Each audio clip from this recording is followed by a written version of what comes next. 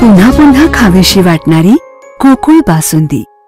सागरमाळ येथील रेड्याची टक्कर स्मृतिशिल्प हे इतिहासाची आठवण करून देत असून आगामी निवडणुकांमधील उमेदवारांनी ही रेड्याची टक्कर स्मृतिशिल्प स्फूर्तिदायी ठरणार असल्याचे प्रतिपादन काँग्रेसचे विधान परिषदेतील गटनेते आमदार सतीश पाटील यांनी मंगळवारी केले। माजी आमदार ऋतुराज पाटील, माजी आमदार जयश्री जाधव यांच्या निधीतून सागरमाळ येथे उभारलेल्या रेड्याची टक्कर स्मृतिशिल्पाचे अनावरण आमदार सतीश पाटील यांच्या हस्ते झाले। यावेळी ऋतुराज पाटील, जयश्री जाधव, राजू लाटकर, प्रतिज्ञा उत्तुरे, भूपाल शेटे, काकासाहेब पाटील प्रमुख उपस्थित होते। आमदार सतीश पाटील म्हणाले, सागरमाळ येथील रेड्याची टक्कर इतिहासात कोरली गेली आहे। नव्या पिढीला हा इतिहास माहीत व्हावा यासाठी हे शिल्प उभारले आहे। हे शिल्प संपूर्ण जिल्ह्यातील गवळी समाजासाठीही प्रेरणादायी राहणार आहे। या शिल्पाचे काम केलेले तरुण ठेकेदार तेजस माने यांनी मला नातू होईपर्यंत हे शिल्प हलणार नाही असा दावा केला।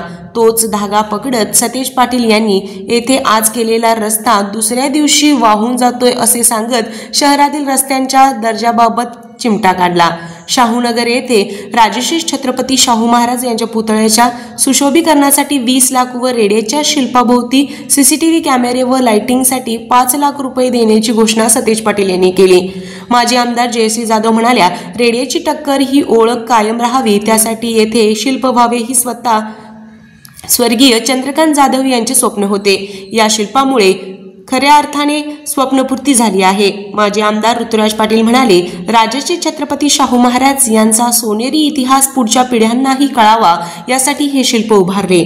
यावेळी शिल्पकार ललित डोंगरसाने, माजी नगरसेवक विनायक फाळके, खंडू कांबळे, शिवाजी कवाळे, प्रवीण केसकर, विजय सूर्यवंशी, दुर्गेश लिंगरज, राजू साबळे, अनुप पाटील, सुरेश ढोनुक्षे, उमेश पवार, सर्जेराव साळोके, समीर कुलकर्णी, स्वप्नील राजपूत, संदीप पाटील, रवींद्र नलवडे, विनायक सूर्यवंशी, शेषकांत पाटील आदी उपस्थित होते।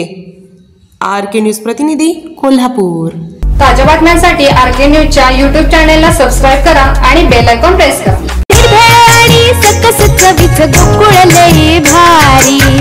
गोकुळ दूध आणि दर्जेदार दुग्ध उत्पादने, चव आहे कोल्हापुरी, गोकुळ लई भारी।